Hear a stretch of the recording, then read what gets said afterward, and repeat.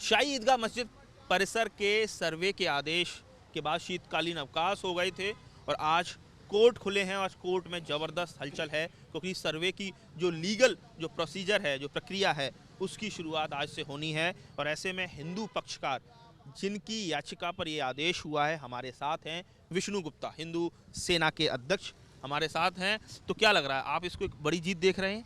क्योंकि अब एक कदम आप आगे बढ़ चुके हैं। ये हिंदुओं की एक बड़ी जीत की ओर एक कदम है और ये बड़ी जीत को हम समझ सकते हैं कि पहली बार कम से कम कुछ स्टेप आगे बढ़ी कोर्ट। ये सर्वे का काम लग रहा है वाराणसी में जैसे ज्ञानवापी मस्जिद में सर्वे हुआ था, ऐसे ही सर्वे हो पाएगा? सर्वे ऐसा ही होगा क्योंकि वो भी सर्वे लीगल था, आपने देखा, उसको सुप्रीम कोर्ट ने भी नहीं रोका।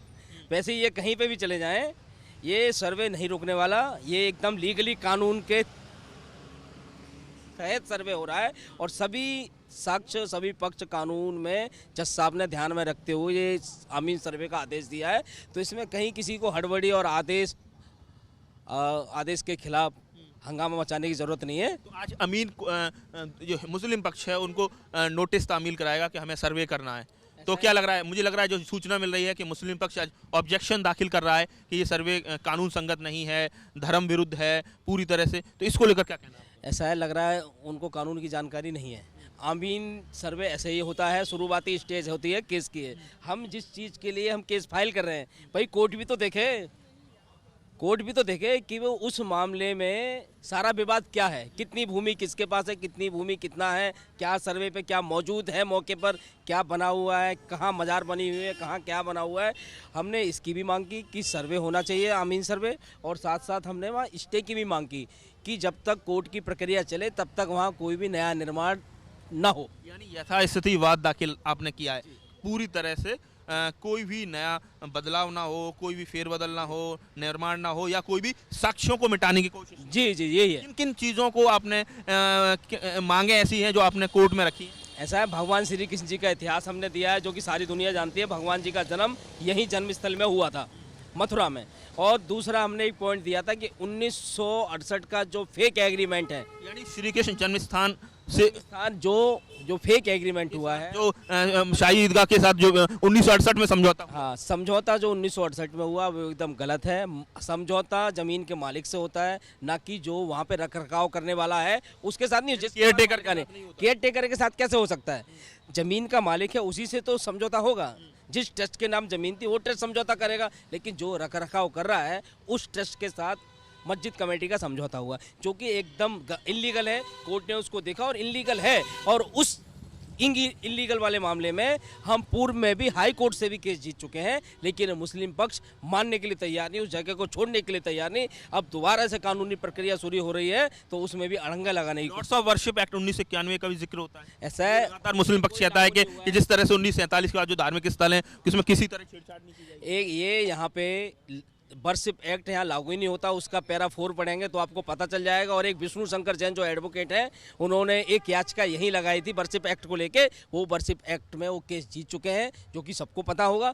इस जन्मभूमि वाले मामले में वर्शिप एक्ट लागू नहीं होता है। तो आपको क्या लग रहा है कि जिस तरह से तमाम आप दावा कर रहे हैं तमाम साक्ष्यों के जरिए कि वहाँ स्वास्तिक है, शंख है, भगवान कृष्ण के विग्रह दबे हुए हैं, तो आपको लग रहा है कि अगर सर्वे होता है तो ये सारी चीज़ें धरातल पे आ जाएंगी, सतह पे आ जाएंगी? ये सारी चीज़ें सामने आएंगी ना, इसी का तो डर है इनको। जब ये शुरुआती कानूनी प्रक्रिया में अड़ंगा लगाने की कोशिश क्या है, ताकि इनकी जो गंदी सोच, गंदी मानसिकता है, वो औरंगजेब रूपी मानसिकता अभी भी दर्शाती है। औरंगजेब को अभी भी वो अपना पूर्वज के रूप में मानते हुए उनकी चीज़ों को सही साबित करने की कोशिश। पक्ष की तरफ से ज़हीर हसन का स्टेटमेंट आया है, उन्होंने कहा है कि आउट ऑफ कोर्ट सेटलमेंट कर लिया जाए, हम 10 एकड़ ज़मीन देने को तैयार हैं। 13.37 एकड़ ज़मीन का ये मामला है, हो जाना चाहिए। हम तो अगर कोई दिक्कत, बाहर करना चाहते बाहर कर लो, लेकिन कोर्ट में भी जीत हमारी होगी, उम्मीद है। क्योंकि आप तो इनलीगली बैठे हो ना, यदि आप बाहर समझौता करना चाहते हो बाहर कर लो। जैसा कि राम मंदिर में भी, राम जन्मभूमि में भी आपको थोड़ी सी जमीन दे दी गई कहीं दूर दूसरी जगह, आपने देखा होगा अयोध्या के फैसले में। तो हम ये चीज़ बाहर भी देने के लिए तैयार हैं। कुल मिला के जो मुख्य पक्षकार हैं, हिंदू सेना के अध्यक्ष हैं विष्णु गुप्ता, दिल्ली के रहने वाले हैं, भगवान कृष्ण के अनन्य भक्त हैं और उन्होंने ठाना है कि जब तक इस पूरे प्रकरण में कोर्ट के जरिए आउट ऑफ कोर्ट वो कहीं ना कहीं इस लड़ाई को जीत नहीं लेते। वो लगातार उनका संघर्ष जारी रहेगा। सर्वे की जो लीगल प्रक्रिया है उसकी शुरुआत आज से हो चुकी है। शीतकालीन अवकाश के बाद कोर्ट आज खुला है। सिविल जज सीनियर डिवीजन सोनिका वर्मा की अदालत में आज क्या रहने वाला है, क्या रुख रहता है, इस पर सबकी नज़रें रहने वाली हैं, क्योंकि मुस्लिम पक्ष आज इस पूरे मामले में आपत्ति दाखिल करेगा, ऑब्जेक्शन दाखिल करेगा। तो कुल मिला के कहा जाए, तमाम जो हिंदू पक्षकार हैं उनका ये कहना है इस मामले में सर्वे की जो आदेश हुए हैं उनको भी शामिल किया जाए, वो भी मौके पर मौजूद रहें। कई सारी मांगे भी उन्होंने रखी हैं कि 1968 का जो समझौता हुआ था वो समझौता गलत है, गलत पक्षकारों ने समझौता किया था।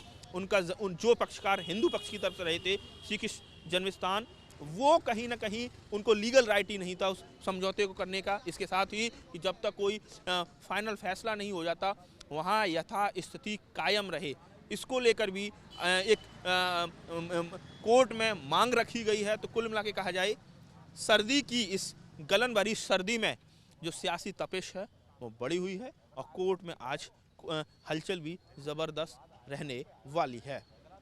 मथुरा से नितिन उपाध्याय, एबीपी गंगा।